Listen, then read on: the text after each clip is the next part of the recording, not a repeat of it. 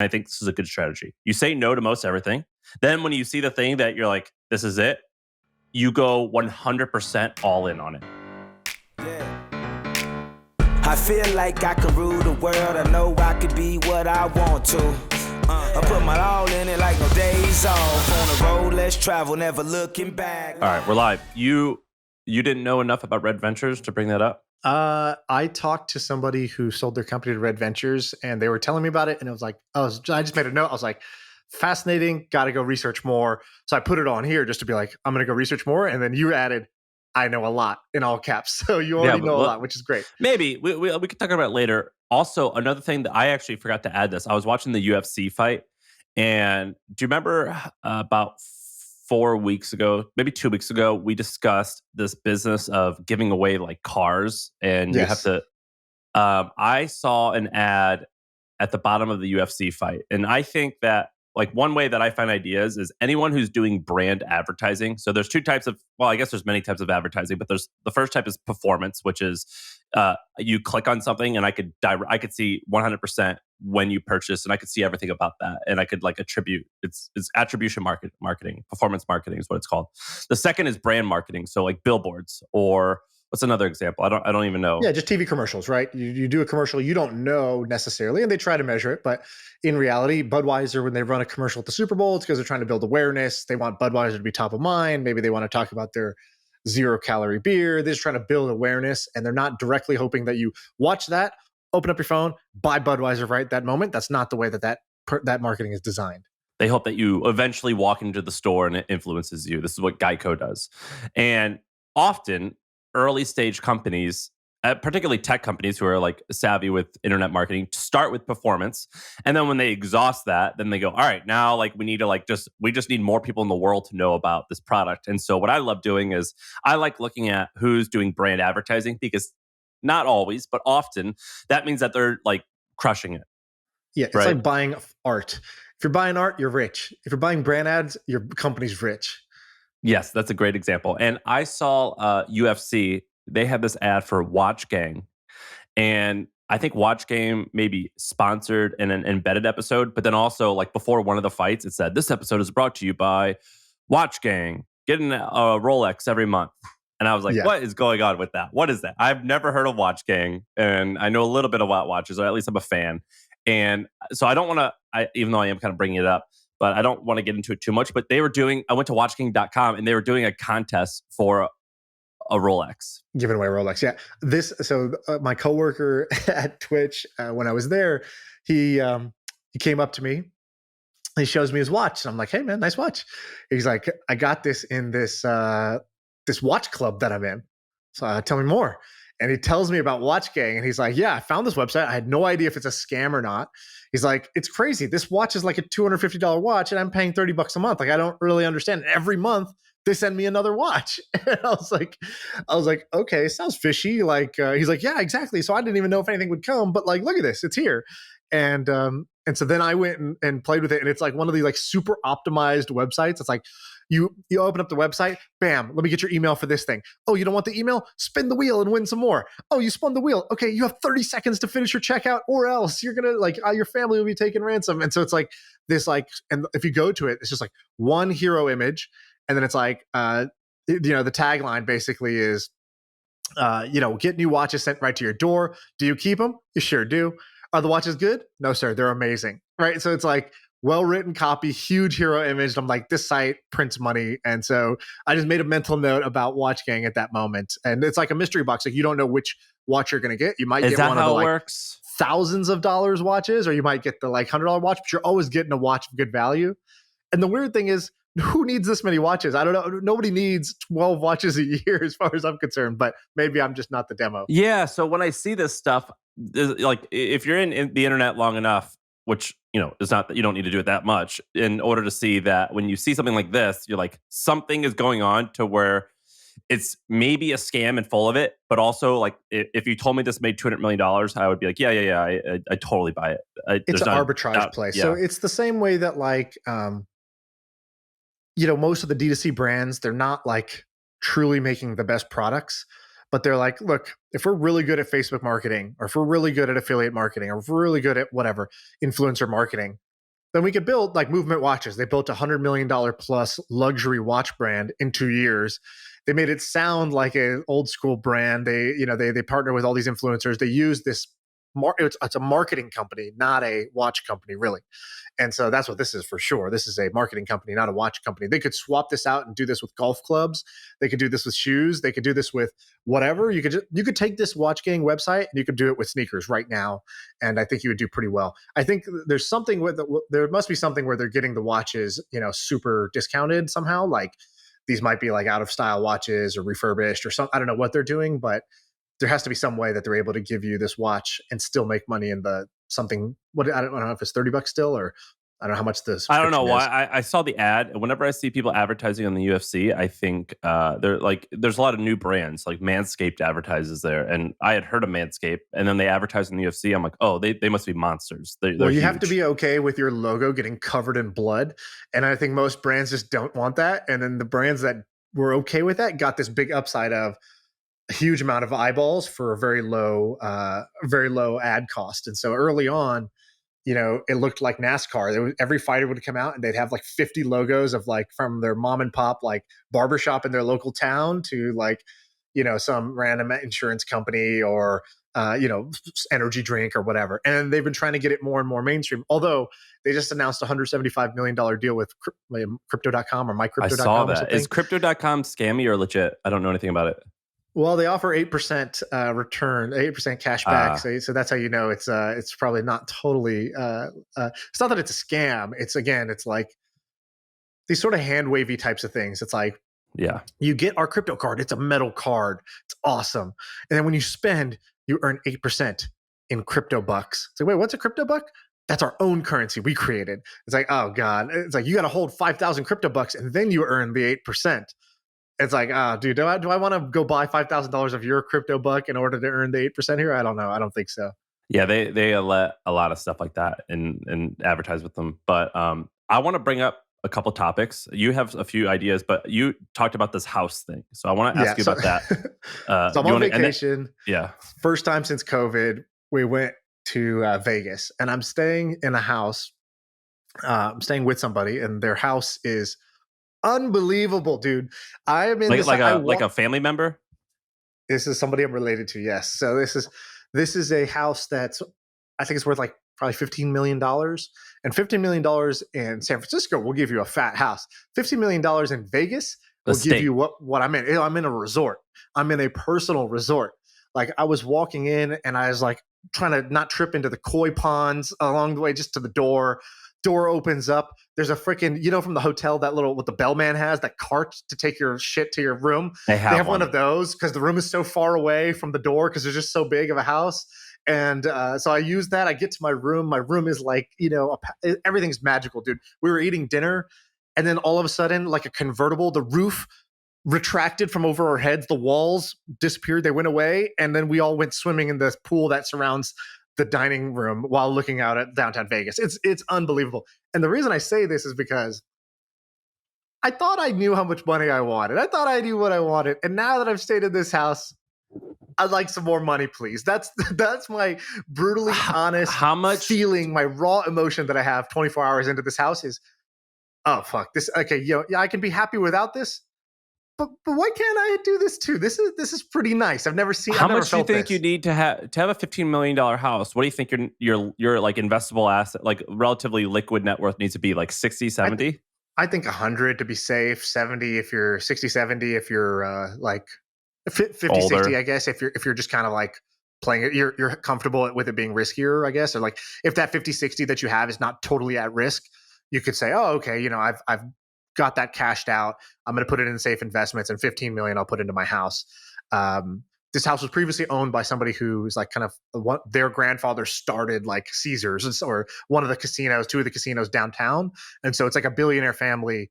And then they sold the house to these guys. And then and then actually the funny thing is they sold the house, and then they regretted it. As soon as they sold it to them, the day later, they were like, hey, the broker calls, broker says, my client really regrets selling that house. Oh, no. And it was one person living here. So it was like this, it's this enormous, like, 30-car garage, bowling alley type of thing. I don't know if there is. I haven't even explored the whole house yet. I've only seen like 1/4 of the house so far.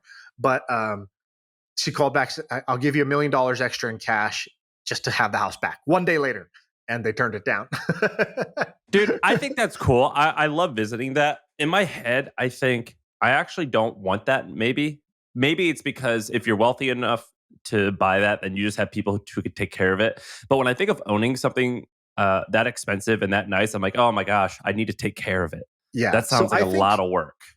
I think that's true for most things. I feel differently about a house for 2 reasons. One is I think a house like this makes sense when you have what they have, like tons of kids, basically. So you have like a full family, right? They got 4 kids, and it's like this is your family's compound. It's like this is your home base. Your kids, like you wouldn't really do this, I don't think, if you're a bachelor. If you're a bachelor, you want to be, penthouse in Manhattan or something cool like that.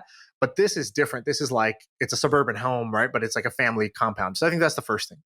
The second thing is a yacht or like cars. Those are like low use, high maintenance. Whereas a house is like tremendously high use and actually quite low maintenance for most homes, because they have a cleaning staff. They have like people that can come take care of stuff. And yeah, there's bills. I'm not saying there's no bills. I guess what I'm saying is, it's not like a car where you're worried about it getting scratched when it goes out, when you go park it anywhere or you drive it anywhere. And most of the time it's just sitting idle, unused in a garage with a tarp on top. In this case, for a house, you're constantly in it. You're constantly using it, especially if you have a big family. So I would say house is the one area where I would splurge. Almost every other material possession, like fancy clothes, cars, it just doesn't make sense to me. When personally. I hear about people like this, the same question pops up in my head, which is how much do they spend per month? So if you had to guess this person's total family expenses, including the house, what would you guess? I imagine you get a mortgage on you get a mortgage on a $15 million house? Like Randy Moss said, straight cash, baby. They had to in order to get the house, they had to like go in. Oh my gosh! So you don't have a mortgage on a house. Normally, a mortgage. I mean, I think so. What they do is they could finance it afterwards. So they'll buy it in cash, and then they'll go and they'll refinance it. Basically, they'll cash out. They'll leave 30% down, and then they'll take the other 70% and they'll pay some percentage. But for this, you can't even get a traditional mortgage for this. Yeah, you get like a rich person's loan. So they got like a hard money loan, basically, if they wanted to cash it out. Or okay, so including that, let's not include that. That's hard to include, yeah, because that's even hard to calculate. I don't even know what that. I mean, that could be like $100,000 a month. I don't know what it'd be. Yeah, that's a lot. But if you just had life expenses, not including the house, which is a ton. Yeah, I would not be surprised if it was between $100,000 and $200,000 a month. That'd be my I wouldn't be surprised. I wouldn't be surprised. That's so much money to spend. It could be a little less. It could be 70. It's definitely not less than 50. Is my guess. I'll ask him today. I'll find out when we're for the next. That's a good question. Like, what's your burn? Yeah, what's your burn? That's a good question. So let me tell you really quick. And so this house, there's a lot next to my house that that little crappy shack that was next to my house. Yeah, it's for sale. I think I'm going to buy it and I'm going to build a house there and try to sell it or rent it out. And I'm excited to do this. And I'll talk about this on this podcast. I'm excited to do it because I've never done a project like this. I've never done like a physical business, really. Right. I've only done, digital stuff. And I think it's going to be exciting. Do you think it's a stupid idea or a smart idea? No, I think it's a smart idea because it's going to like kind of change the way you look at the world a little bit. And it's right next to you. If this was like even 2 miles away, I'd be like, nah, dude, it's just a headache. When it's literally right next to you, that takes a lot of the like overhead of managing a project or even thinking about a project or researching whether this is a good or bad buy. It's like, okay, what's the worst case scenario? You're going to have a house next to the house you have. You already like this neighborhood. You already like being there. Your friends are all there. You're going to be able to like Airbnb this with low maintenance because it's right next door. You'll never have to worry about it. And your friends can come crash there when it's not rented out. Or you can like expand to it. If you build your dream house, right? You can build your dream house right next to you, which is a fun project to do for you and Sarah. And then maybe you leave your house, so you go to that house. If you like build it it takes a year to build or whatever. So I think it's a great idea. And it's not a financial idea, in my opinion. It's a life idea. It's a fun thing to do that will probably break even or be profitable when you do it. What I'm learning about finances is that, you and I talk about investing in different stuff. You can just your average Joe has access to this as well. So this isn't like there's just, if you just park it into a general fund, like a general index fund, life is so easy and you get almost amazing returns, like compared to everything else. Do you know what I mean? Like it's so easy. You don't have to Well, think. you need a big base, right? That's the problem for most people. Yes, that vehicle is available for most people, but let's say you're getting 7% a year, you put $100,000 in. Okay, cool. You made $7,000 pre-tax, right? Now you have 107,000. You need to let that shit compound for like 15, 20 years. And like Charlie Munger once said when they asked him, hey, your guys' playbook seems pretty simple. Why don't more people do it? He said, no one wants to get rich slow. I think that's the problem, is that nobody wants to take a small base and let it compound for 20 years, or very few people do. And that's the issue there. Yeah, it is. It's boring, but it works. And then I want to bring up one quick topic. I met three interesting people this week. So I think people like hearing this. I enjoyed hearing this about this $15 million house. All right, I met this guy named Jason. Have you ever heard of this company called Blockworks? Blockworks. No, is this like a construction company? No, it's right up your alley. It's a media. It's basically like The Hustle, like Morning Brew, like Axios, but for crypto. Oh, okay. Nice. I think it's blockworks.io, maybe. .co, maybe. Oh, is it .co? So Blockworks, it's this guy bootstrapped it. He's only 27 years old. I went to his house last night in New York, in Brooklyn. Awesome business. Probably will do 8-figure or maybe 10, north of 10 million in revenue this year. Completely bootstrapped. Started it because he used to monetize. So he was like 23 years old and he cold emailed Pomp and said, listen to this podcast I'm working on, come to this event. Just like, he was just like constantly emailing him. Pomp, who's this big Bitcoin guy, but who was less of a big Bitcoin guy years ago, said, all right, you've been emailing me too much, whatever, you're persistent. I'm thinking about launching this podcast. I need help launching it and monetizing it. Do you want to help? This kid, he was a kid at the time, said yes. And then eventually launches a crypto media company called Blockworks. He launches it 3 or 4 years ago. It's only an LLC, so he completely owns it. It's not like it didn't raise any money. Really fascinating business. Very simple. And he picked the right category. And now they're doing conferences. It's a slick looking website, right? Yeah, you go to it, it looks like Bloomberg or something. It looks like a proper, it just looks like a template of a good news site in general. And so how big is like the subscriber base to this, right? So like, is this done through email or is it done through direct site visits? They make a lot of money through email, and then they have podcasts. So there's and then they have conferences, and so they have a conference that for what it's worth, showing them close to 500,000 visits a month. Yeah, so it's probably that's like if you look at our traffic, the hustle.co, maybe we were 2 times that, and I know that we had 800,000 to 1 million a month. Right, and we had talked about CoinMarketCap recently, which was probably the bigger player in this space. So CoinMarketCap sold to Binance, I think. And how much did they sell for? It was like hundreds of millions, right? Hundreds of millions. If it didn't sell for that, it's worth that. And the shocking thing was that CoinMarketCap had like a larger monthly traffic volume than I think the New York Times or Wall Street Journal, I think it was, which just shows you like the level of interest. Like when we talked, we joked about this. We was like, oh, like, how do we make this podcast grow? And I was like, pivot to crypto. There's just like this insane appetite for crypto content because people get in, they think they're going to get rich, and every day there's a news cycle of like the world is we're going to the moon or the world is crashing and like what's going on. And so crypto was a phenomenal place to go. So I like Blockworks. I want to share one thing, but did you have something else on Blockworks you want to share? I have a topic related to Blockworks. No, it's just an interesting business. I just thought it was interesting. It's just not. How big is the team? Look at their about page. It looks like they have 20 people on board. Nice. I don't know who's full-time and who's not full-time, and then if you click their podcast, they have like 12 podcasts.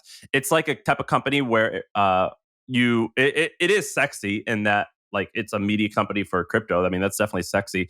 But the guy he's 27, but he runs it just like a small business where he just slowly adds and adds and adds. And I think it's really fascinating. I think if I had a bet, and I don't have, I just got to know him, and we didn't even talk about this. If I had a bet, I would imagine you're going to see this company sell for in the $40 to $50 million range in the next 18 months. And I just wanted to bring it up now to call it out about like, see it before it actually happens.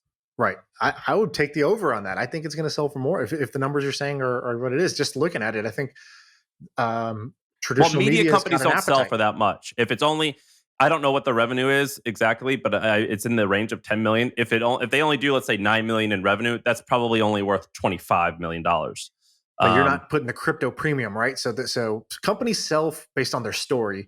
And I think the story here is going to be that hey, look, this is where financial news is going. Financial news being probably the biggest, kind of most valuable segment of the news. Not biggest in terms of popularity, but most valuable per user, right? So the Wall Street Journal, it's a very valuable publication because every one of their users is interested in investing somewhere between thousands or millions of dollars. And so I think if you're the crypto Bloomberg or you're the crypto Wall Street Journal, like we saw that coin market cap sold for several hundreds of millions, not necessarily because their revenue was that much higher, but because a big exchange wanted to grow, and exchanges are worth, like Coinbase is worth 80 to $100 billion. So Binance, similar, like the exchanges are so big, they were like, great, we need a media arm, right? This trend we've been talking about, HubSpot, oh, we want a media arm. Robinhood, we want a media arm. And so they've been buying up media companies in order to own their own media arm, which is basically cheap user acquisition for them. And so whether it's them or it's a traditional media company that will buy, I don't know, but I do think that a crypto news site is going to get whatever a normal media site would sell for. I'd put a 2.5x on it for crypto right now, because Could be. I wouldn't doubt it. And what I told him is what I would tell the audience as well, which is sell to a tech company. Don't sell to a media company. If you want to create a media company, build it in hopes of selling to a tech Sam's company. like, make a list of enterprise SaaS companies. Then it's just like sell to them and take an all stock deal. All right, now you have set yourself up. No, I'm just saying, like, do you think that a media company is going to 3x in market cap value like pretty quickly, or do you think that Coinbase will? Yeah, I think you would much rather go there, right? But yeah, I would rather own $50 million of Coinbase stock than I would of New York Times stock. Right. Another sort of related thing on this. So I was thinking back. I was doing some reflection yesterday, actually. I was thinking about crypto, and I don't know if I've told you this story, but basically, very early on, my crypto story was like this. We were at lunch at I was running an idea lab. So that's a good position to be in when new things happen. Running an idea lab. You got a bunch of engineers and designers. You already have funding, and you're ready to take a new idea and just chase to market. So Bitcoin, I think at that time, had its first kind of pop from like the $7 range to like, I don't know what it was, $20 and then $100. And it was all happening within a period of like 1 or 2 months that first spike happened. And then it came crashing down after 100 back to like 17 or something like that. Exact numbers are wrong, but ballpark, Bitcoin was very cheap back then. And our sysadmin guy, Pete, who's like kind of like a very early internet guy, like would hang out all day at work. He'd be in the IRC channels, not Slack. And he's talking to other sysadmins at other companies and shit like that. And this guy's like, and he was always like a security, like he was always like, these big companies are tracking us. And like, he's the kind of guy that would use DuckDuckGo early on type of thing. And so he was like in the right community for something like Bitcoin. And so he starts telling us, he's like, oh, Bitcoin's amazing, dude. We're mining. He's like mining it on our servers in the office. He's like, yeah, it's great. I love Bitcoin. And we're like, here's Pete, Pete, who's kind of like a more of like a neckbeard archetype, right? It's like, Pete's, really into something again. Great. Yeah. So what's he worth now?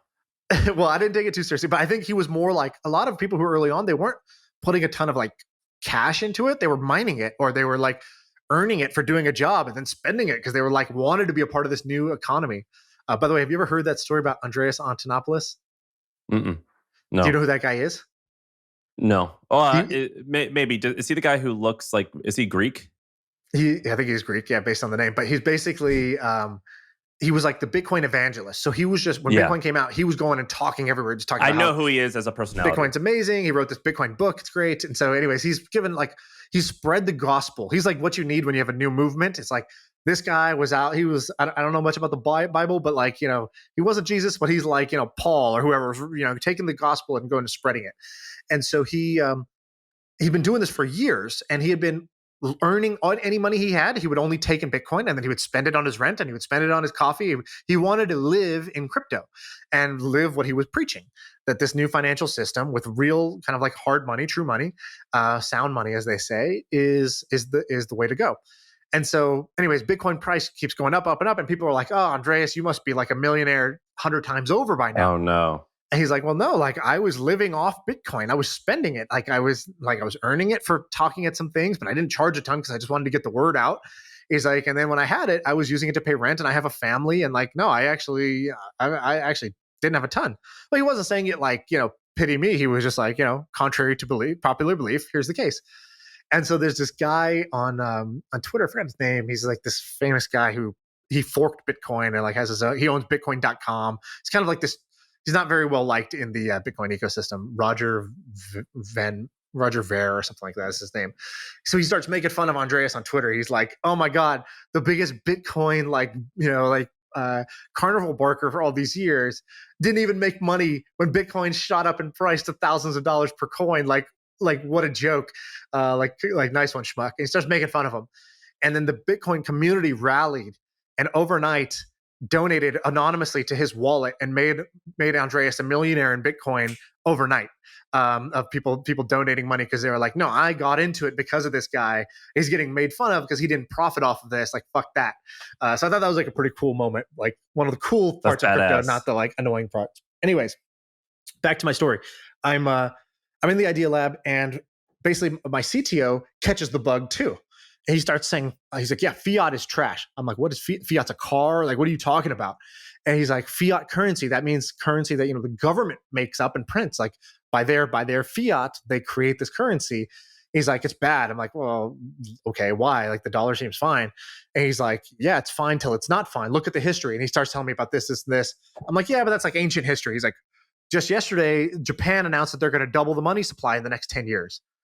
I was like, "That can't be good, right?" He's like, "Yeah, that's massive dilution. That's like if you just doubled the shares in this company right now, I would be pissed."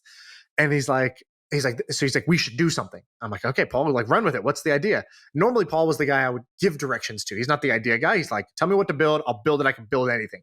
And in this case, he's like mocking up a website, and he's basically like, crypto doesn't have any of the basic like financial instruments that the normal economy has. So all we got to do is just build either an exchange or a like kind of like a maybe like an ACH protocol or like a place to deposit in a savings account. Like we just need something like that for crypto. So he mocks it up. We start going with it. And our idea lab was backed by this couple, Michael and Xochitl Birch. It's basically an individual couple who's independently very wealthy. And so Michael comes by for lunch the next day. He's like, "Hey, our lawyer Susan told us that you're doing like a Bitcoin project." And I was like, "Yeah, kind of exciting." Like, and I don't really know it myself. I wasn't the one with conviction. It was like my team, and I was just backing them. And so he's asking me, he's like, "Isn't that like kind of like for the Silk Road? And like, isn't that like kind of scammy?" And I was like, "No, I think there's merit to it," but I couldn't like make a strong case. He's like, "Dude, I don't know, man. Like, if we do something wrong here in the financial space, like, look, if we make a social app that fails, whatever. I burned $1 million of funding. If we do something that's illegal, the SEC comes after us, I could lose everything. So like, let's put the kibosh on our crypto exchange that you guys are trying to like create, like launch tomorrow." And I was like, "Ah, shit." So I go tell the team and blah, blah, blah. And long story short, we do nothing. So we don't launch the thing. I don't buy any Bitcoin at that time when Bitcoin's like under $100. And we move on with our life. And then like now years later, I'm just chasing that, crypto dream the whole time, buying it at like, $20,000 a coin instead of when it was at 20. And I was thinking back on it. I was like, what was the right move there? And so I'll kind of lay out my thinking here. I think the right move, and I think many people will come into these situations where a new trend happens and you want to chase it, but there may be risks associated with why you should or shouldn't do it. And here's kind of like my revisionist thinking. You tell me, actually, I'll pause there. Tell me what you think I should have done in that situation. Did I make the right move, or what could I have done differently? Because I think it's important to kind of learn from our game film as entrepreneurs. Well, so like objectively, you made the wrong move in that you didn't. We know what the right move was now, right. But looking back, knowing what you knew, being who you are, I would say I wouldn't say you made the right move, but I would say you didn't do anything wrong. Right. Okay. So fair enough. So let's say door one is do nothing always, right? So do nothing. That's the door we ended up taking. Door two was create and launch this like kind of crypto exchange / money transit or whatever. That was like where we were headed. What I think was I should have looked at what does door 3, 4, and 5 look like. So the first thing I should have done is I should have bought the currency, right? That's kind of an obvious one. If you believe in this thing enough to build a startup around it, you should own some of the underlying asset as something you own. So that was like the first part. Second was when I got pushback from somebody richer, smarter, and more experienced than me, and I didn't have the answer shouldn't have been, okay, no, okay, I'll stop it. It should have been, well, let me put together a case for doing this. Give me a week to put together a case of why we might do this, why this might not be such a bad idea. I agree with your logic. Let me put together a case and let's start with that. And so I could have took a pause breath and I could have said, all right, let me go and actually like get to conviction myself. And if I have conviction, I'll convince anybody in the world to do that. We should do this. But if I don't have conviction, it's just a matter of I haven't really thought this through enough. And the third option was, or the next option was, what are the other things you could have done? So what are the no risk ways to ride this wave? That's what I think Blockworks did. That's what CoinDesk did. That's what CoinMarketCap did. So there was other things you could have done. You could have created a media company that said, all right, I'm not going to like try to be a financial exchange, and that has some risks. But why don't we spin up a media site? Well, there's going to be, if this is going to be a thing, people are going to be interested in the content. We could build that, and then that gives us options to launch more stuff. So that would have been a smart move. That was zero risk financially, as far as like the sort of regulations and SEC goes, but still would have been riding that wave. I didn't think about that because I didn't have all these other business models in my tool belt of like what else I could do. Another would have been to, instead of just launching like a media company, it could have been an agency. So we have several friends like Andrew from MetaLab, our friend Greg, who launched Late Checkout. You can launch agencies that help big companies understand what to do with this thing. And you can actually charge a shit ton of money to do this. Consensus is the big one right now. That's the big kind of consultancy for this. I think they do over $100 million. Yeah, we talked about them. It's a multi-billion. Yeah, right. Just from consulting with big companies saying, hey, do you know how to spell blockchain? We can spell it for you. And so basically there was other business models I could have done. So looking back, I would say that's one learning I had. And I guess like going forward, I think it's important when these like new waves come out to like dive in on them, learn about them, and then think about, all right, should I try to build the big risky thing? Should I try to build a community? Should I try to build a media site? Should I try to build an agency? Like I have 10 options, and depending on my level of conviction, I can go in either one of those directions. I can build the audience first. I can build the technology first. I can try to land grab and do something there. We could have created our own currency. There was 10 other ideas that we could have done. But anyways, this is just like But to continue talking about strategies, it is. To continue talking about strategies, my opinion is that you should actually take door number one in most cases. Do nothing. And yeah. And when you see something that you think is like, this is one life strategy, and I think this is a good strategy. You say no to most everything. Then when you see the thing that you're like, this is it, you go 100% all in on it. Right. And so there's a few examples of this. So and when you go all in on it, it's a high risk, but it's high reward type of thing. So examples are you become BuzzFeed and Facebook gets popular. You launch an entire media company on BuzzFeed. Cheddar did this as well. They launched an entire media company off Facebook Live, and they sold for $200 million. Now, you have loads of examples of it not working for people. More examples of it not working than it does work. Right. But when you spot these waves, I actually think that like the risk versus reward is far in your favor of doing it.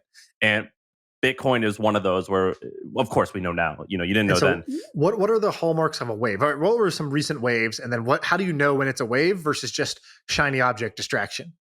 I think engagement for sure. So I think it's not, the wave is not how many people are using it, but the few people who are using it, how much are they using it? Right. And so I think does this feel like a cult? Do these people seem crazy? That's actually very positive signs for waves. Yes, I think that's the biggest one is are people, like, how into it are they? So like I was just talking to a guy that was selling who did a multi-level marketing scheme and he didn't know it at the time, but he thought it was multi-level, but it was a pyramid scheme. He was like, well, I'm just like a salesperson for this energy drink. He was a participant in it. Yeah. And he was like, but I loved it and I thought it was okay. He goes, and then it took me forever to realize that it was a pyramid scheme. And then I was like scamming people, so I had to bail. But for a long time, I was so into it. And like when you see like people who are so into something like Amway, like Herbalife, they actually become huge, huge companies. Even if most people don't get it, you only need a few people that are passionate about it. So it's all about engagement. Yeah, I would say that. So I would say, what are you going to look for with a wave? Second one is complete behavior change. So like Facebook early on was a good example of this, where all of a sudden people were checking something like 30 times a day. There really weren't websites that you would go check 30 times a day. And Facebook was one. And so similarly, like Fortnite or Twitch, something like that, it's like, wait, you're just streaming a webcam of yourself for 8 hours, like playing video games? It's like, yeah, not a lot of people do it, but the people who were doing it were doing this completely weird behavior that made no sense and had no like real parallels to what that same person was doing before. And so if it's been able to consume this person's life and change their whole like workflow, then it's going to do that for other people, right? Like remote work is like that in a small way, but that's another one. A third one is go ahead. A third one is just a technology wave. So a new device comes out that can do something that the other devices couldn't. Like, oh, this is a phone. It has an accelerometer in it and a GPS. So now what can you create when you have a GPS in your pocket? Well, you could push a button and someone could come find you and pick you up and take you somewhere else using that same GPS. And so like, rideshare became enabled because this new device was there. Or you have a camera in your pocket at all times. Well, then I guess people are going to take way more photos than they were before. All right, that's when you get Instagram, you get Snapchat. So I think the technology wave is the other one. Yeah, there's a bunch of these, and it's actually fun to talk about. Like we all know what the waves are, but let's talk about some of the waves that we've seen recently that actually turned out not to be waves, or likely won't be waves. Clubhouse is one of them. A lot of people dedicated a lot of stuff to them. I could have seen a startup raise money on top of a Clubhouse show or something like that. Right. But I don't actually hate people taking that shot, and I think that a lot of people do. Right. And I think you have to measure how much do you have to lose. Like for example, in that scenario I was talking about, I would have launched the crypto thing because I had nothing to lose. Our investor, who's like basically a billionaire, is like, hey, you know what? I don't mind if you fail on these startups, but like, don't have the SEC come after me. Like that doesn't seem good. Like let's not hold like if this works, we're gonna have like $100 million of user deposits that we're like on the hook for. That sounds bad. It wasn't easy to get this $1 billion. I don't want to lose that. So for him, it was the correct decision to say, let's not risk ruin. When you're, when you have nothing, well, you have nothing to lose. And so feel free to go more all in and take more risks faster. And if Clubhouse turns out to be a dud, what'd you lose? 6 months of your life? Like $2,000, it's okay. So since we're talking about reflection and stuff, let me tell you a quick story. So I'm going to send you this guy's LinkedIn. I met this guy this week. Last week we were off. I was off. So I just went and hung out with people. My friend Joe introduced me to this guy named Val. I don't even know how to say his last name. But Val, I went out to lunch with this guy named Val. So this guy's story is basically he came from a Soviet Union country. I forget. He came from Soviet Union. I forget what it's called now. The area that he was from, Uzbekistan, is what it's from. He's a Jewish immigrant from Uzbekistan. He, at the age of 18, listen to this. He started a cell phone ringtone business. He was the only employee, and it did 10 million in revenue in year 3. He started it when he was 18, so this was when he was like 21. 10 million. So 10 million in profit, he said. He goes, basically selling ringtones to Americans? Yeah. He goes, I was the only employee. Amazing. Oh, a kid from, I don't even know what you said, Uzbekistan? Uzbekistan, I believe. Selling $10 million worth of ringtones to stupid Americans. Isn't that beautiful? I love that. Isn't that amazing? I believe it's called, you can scroll down, it's called Tone Media. I believe that's what it is, on his LinkedIn. Something like that, or Tone Fuse. I don't even know which one it is. He gets so many of them. And the reason why this guy interests me is, so I'm going to tell you everything that he has done since, but it's all been bootstrapped, no outside funding, and all in different industries. So the first one, and he probably has more, but these are the ones he told me about. So a phone business, the ringtone business. He's like the revenue, and he goes, by the way, revenue and profits are pretty much the same thing because I was the only employee. He was like, it went like 2 million, 4 million, like 10, and then I sold it. His second thing was called Mobile Fuse, which is an ad tech company. That's boring. That's not that exciting, but it's a big business. Something like, I imagine, he didn't tell me, but I imagine like 50, 60 million in revenue. Pretty big. Then while he was getting that started, he noticed that peer-to-peer lending was popular. So things like, SoFi? Yep. Stuff like that. So he created a company called Prime Meridian Capital. I've never even heard of it, but I think their URL might be Poise Lending. Basically, at this point, they've given out billions of peer-to-peer loans. So totally different from ad marketing or ad tech. Then from there, he started a thing called, I don't even know how to pronounce this, Jacalo, but he was telling me all about this. But basically, a company like Zales. Have you know Zales? Or do you know K Jewelers, Jared, Ernest Jones, Peoples? There's a bunch of them. So it's all owned by this company called Signet. Signet is a multi-billion-dollar diamond business. And what they do is they own all of these brands. And he was telling me, he was like, I was thinking about what makes that company special. And he was like, basically, they have this headquarters where they just look at which diamonds are most popular, which brands and which cuts are selling the best, and how can we tell all of our brands what we think are going to be the next big thing. How can we help you optimize that brand by selling a little bit more efficiently? How can we buy in bulk? Things like that. So it was just a normal mom and pop store, but we just multiplied it by however many. And so we just created this trends bit and then this economies at scale, buying in bulk stuff. Not particularly special, but just executed really well. And so what he goes is, well, I'm going to build software. So I'm going to help all the mom and pop jewelers do that same thing. And so he went and started this new company. And if you look at his LinkedIn and go to the website, you can see it looks like really janky, really simple. But what they do is a mom and pop brand can sign up, and they'll the name of the company. I think it's called. I don't even know how to pronounce it. It's a horrible name. How do you say that? Jocalio. Jocalio. Yeah. It's really bad. So Jocalio will help you get bulk discounts, but then will help you spend your marketing. So it's almost a little bit like a part agency, part buying in bulk, part CRM, where you could look at sales and help predict which is going to be the most popular and order in bulk. And I believe this company is going to be doing around 80 or so million in revenue. Wow. And so this freaking guy will have to he's English as a second language, and he's real quiet and he's real understated, very low key. And he was just telling me all about this. And I had a few learnings. The first is just it's crazy the story. The first, I haven't done shit in my life. The second, this guy's a fucking beast. Third, yes, he's not flashy. I mean, he had a nice watch on, but he had normal clothes, and he didn't brag about himself. I pulled it out of him, and he a few things. What we tell ourselves about why we can't do something, it's bullshit. It's mostly bullshit. I mean, some people are more talented than others, but you could just get so much done just by working really hard. So what we tell ourselves about why we can't do blank, that's nonsense. Second, there's this. I don't know, some people call it I think it's called the red pill. I forget what people call it, where they see the world differently. I've hung out with enough people that just crush it, and a lot of people who you don't never even heard of.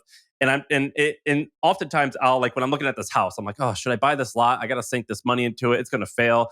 But there's so many, there's a few people in this world, and I know a lot of these people who just be like, yeah, of course, just let's do it. And they're just so confident. I actually think you have a little bit of that in you.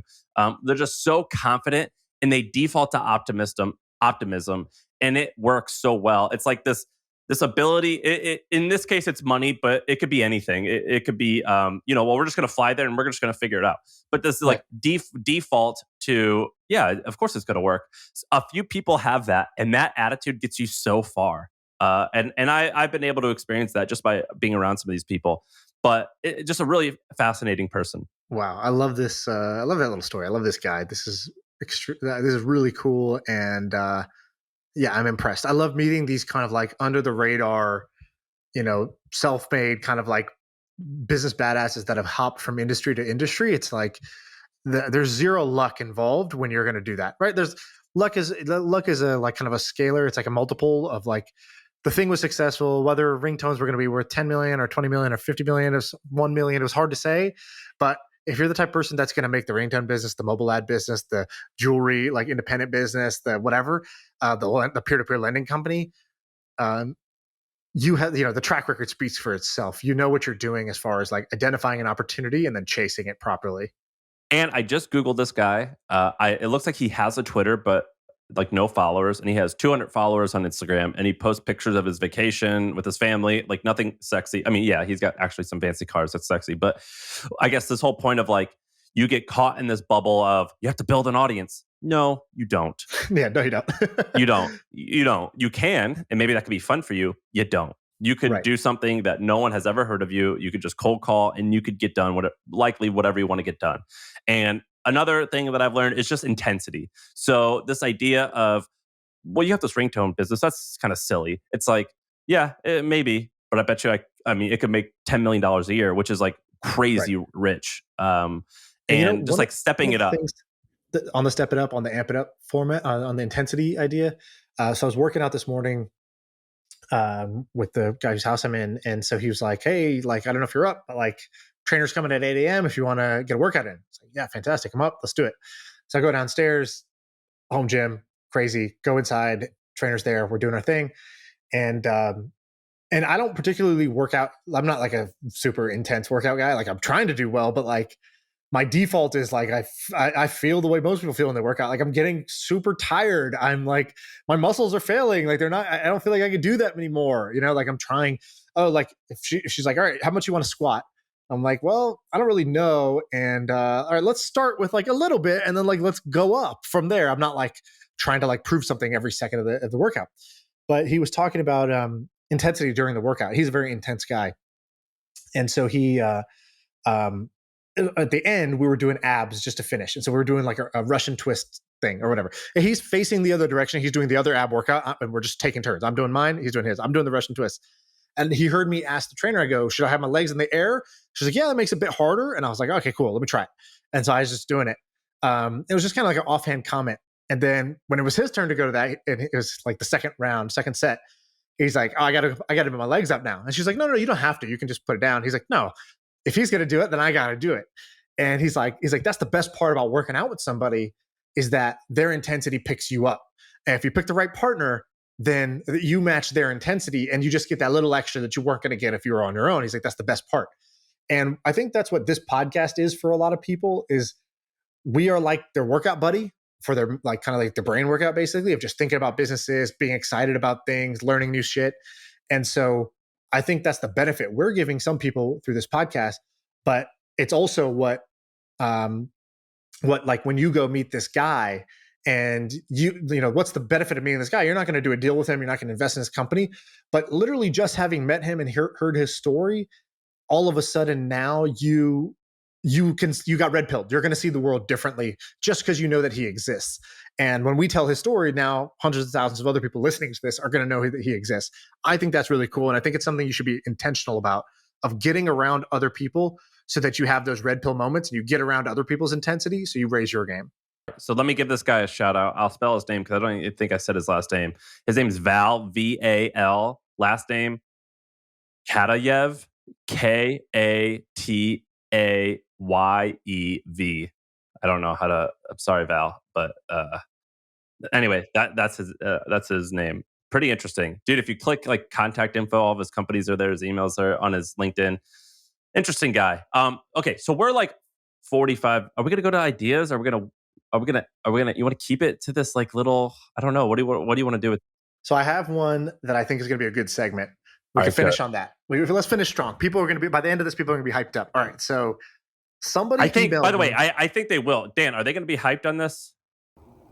Very hyped. Okay, very hyped. Thanks. You sound I think great. Dan is trapped somewhere. Dan is trapped inside my computer right now. It sounds like. All right. So I want to finish up with this idea of teenage side hustles. So somebody emailed me and they said, hey, love the pod. My kid is, I think, 12, 13 years old. They're like, I want to get him into entrepreneurship. My daughter is like 11. My son is 13. I want them both to learn about business. Do you have any ideas for side hustles or little like kind of like mini hustles that a teenager could do? And so it got me thinking. And so I started going down this. I thought this would be a fun brainstorm for us. I do have some ideas that I wrote down for this, but I basically gave it 15 minutes of thought and I was like, okay, cool. I'll do this on the pod live. What do you think? Great. You got to kick it off though, because you spent more time thinking about it, and then I'll come up with a few while you're talking. All right, so here's the teenage side hustles. I break it down into 4 categories. So the first one is called blue collar stuff. Okay, so this is stuff teens have been doing for a long time, but with a twist here. So local, normal blue collar stuff, you mow lawns in the neighborhood, you deliver the paper, you shovel snow, depending on where you're at. I think that's all cool. So here's how I would step it up. So I would say, hey, here's one thing we could do, right? We're going to provide a service to our neighbors. But let me teach you in business about leverage, right? We don't want to trade our time for money. I don't want to be the one mowing the lawn. I don't want to be the one shoveling snow. So you could do 2 things. You could teach them to hire up other kids and basically have the other people in the neighborhood doing the work while you are doing the sales and you're taking in the money and you're paying out from there. So you could teach them labor leverage there. The other way of doing this is you have them learn 2 things at once. So you have door-to-door sales in your neighborhood. But secondly, you teach them about lead gen. So instead of actually having to do the work, all you need to do is make the sale, or get the warm lead even. So I was thinking you could go in a neighborhood, you could go door to door. So here's my specific idea for them. Go around your neighborhood, and you're gonna knock on the door, and you're gonna sell one of two things: either pest control. So you're gonna say, hey, we live in the neighborhood, you know, our house and other houses have had issues in the past with pests and infestations, and it's better to catch it early before it becomes like a major problem and you have to gut the whole kitchen because you got this, mice infestation or rats or cockroaches or whatever. And so, would you want a free inspection? Would you be interested in an inspection to let you know if your house is in good condition, bad condition, or needs some work?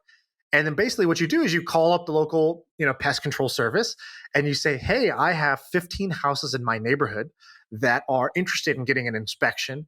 And I think that even if 10% of them or 20% of them convert, that you guys will get some good business out of this. So I'm calling up local service providers and seeing if anybody basically would want these leads. And I have all their information for you. I did the first contact with them. I have their name, their number, and I have the details about what they're interested, what they're worried about, what they're interested in. And basically I would sell those leads to a local pest control company. And I think you can make good money doing that just around your neighborhood and other neighborhoods. And you would learn that, hey, where is the value capture? The value capture is in getting the customer, not in actually going and looking under the floorboards for cockroaches. Okay, so that's the first blue collar one. The other version of that. Hold on, listen to this. So I'm just trying to find there. Here it is. Okay, so I know a guy. He spoke at HustleCon. His name's Gabriel Una Astaseki. Yeah, I know this guy. So what he did was he's a friend of mine. He started this company where basically they did lead gen. So it was called Cal Finder. So if you Google California home painting, California pest control, you get brought to their website. They just do a better job of displaying information. You submit a lead, they send it to a paint company, and that paint company pays them $5 for that email address. Yep. The way it started is he bought a yellow notepad and he went door to door to find people who would be interested in having their home painted. He collected a list of 100 names in the first day, and then he sold that for $10,000 to a variety different paint companies, and he did that a couple more times, and then he eventually created a proper company that made $20 million a year in sales. So that's the outcome or potential outcome to that. Yeah, so the downside of this is your kids might start making more than you do a year, but the upside is they'll learn a lot about business. All right, so that's the first one. You could do this with anything. Pool fencing. Hey, I notice you have a pool, but you don't have a fence. It's against California law to have a fence without a pool when you have kids. Would you like us to come out and give you an estimate of how much that would cost to keep it safe? And so you could do pool fencing, pest control, home painting, whatever. Doesn't matter. So my specific idea would be blue collar lead gen. That's number one. Number two, events. So you've hosted conferences and events. I think that you could, if you're a teenager, I think you could host a neighborhood fair. Here's how this works. You go out, you rent the bouncy house, the slip and slide, all the stuff that for one individual home to do, it's kind of an expensive birthday party. But if you're going to do it and amortize it across the cost of the whole neighborhood, it's actually not a bad idea. And so I would create the neighborhood fair. I would charge for entry. I would have a local sponsor, the local bank could sponsor it, because who could turn down your kid's smile and saying, hey, I'm hosting the neighborhood fair. Would you be a sponsor for us for $500 or whatever? And, all the proceeds go to us as kids, and, to fund my own education. And so I would basically rent a bunch of cool stuff, have cotton candy, have all the stuff, charge tickets, and neighborhood fair. That's my second idea, events. What do you think of that one? I think that's okay. I would do the first one over the second one. The second one sounds like a pain in the butt. I'm just giving them options here. All right. Number three. Keep swinging. Three, the theme of this one is little kids acting like adults. So we've all had the kind of fundraiser thing where you go door to door, you say, hey, would you like to buy, cookie dough and ice cream and wrapping paper for our school charity? Great. So here's my twist on that. My twist on that is that you call it the Bitcoin Junior Club or something, the Bitcoin Kids Club. And basically you go door to door and say, hey, I'm really interested in Bitcoin. Have you heard about Bitcoin? Yeah, I've heard of Bitcoin. Well, hey, the neighborhood, we want to create, two of us, three of us, kids in the neighborhood, we are creating the first kids Bitcoin club. And what we want is for every house to invest somewhere between, about $100, and we're going to buy Bitcoin, and you're going to own it, and we're going to take a management fee on top of what we of managing the money, right? So we're going to create a little investment club. We want to learn about finance and money. This is a great way for us to do it. And for you, you'll be owning Bitcoin, and we're going to help you out. We're going to teach you all about it. We're going to give a presentation at the end. And hey, if your kid wants to be involved in the club, they can too.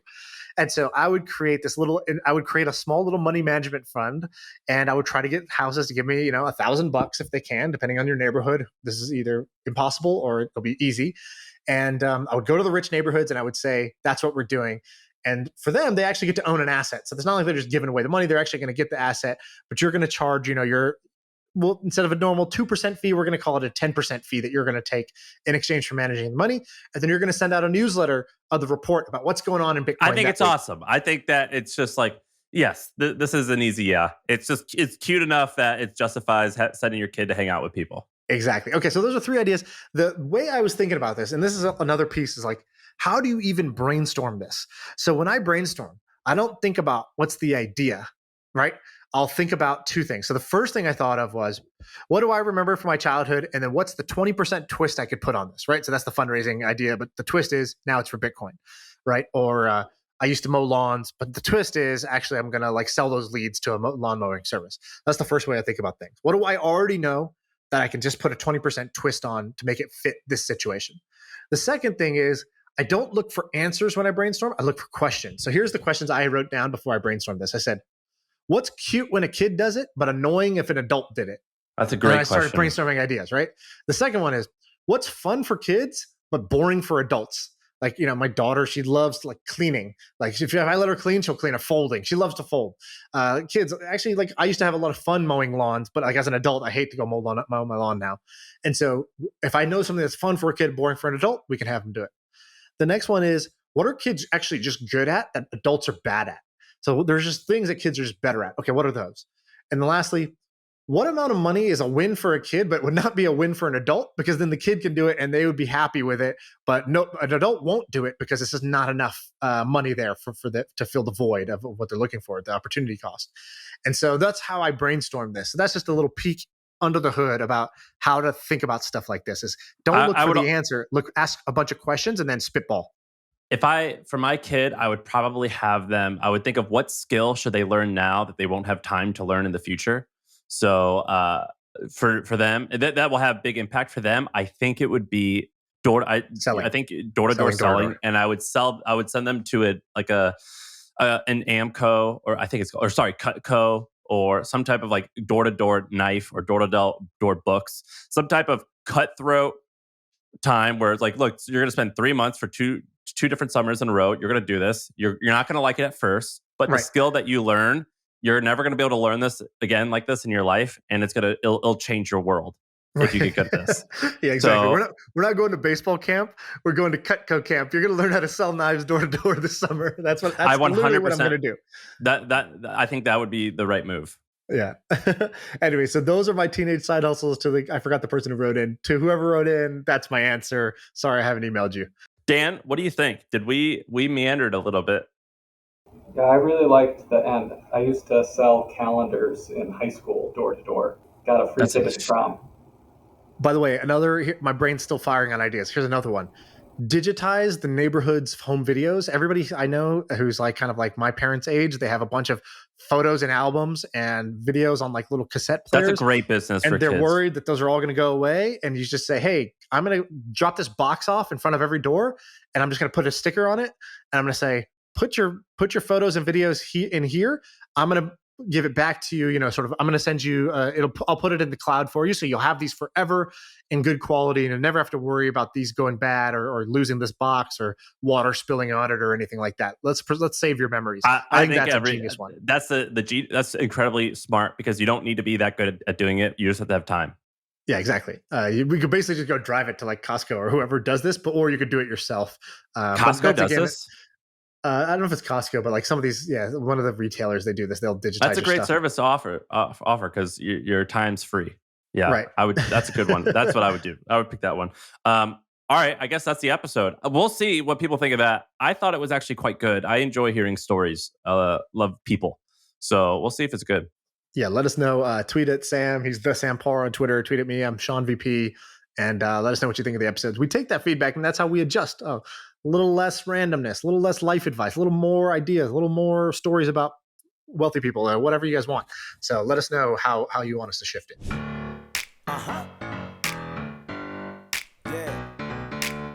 I feel like I can rule the world. I know I could be what I want to. I put my all in it like no days off. On the road, let's travel, never looking back.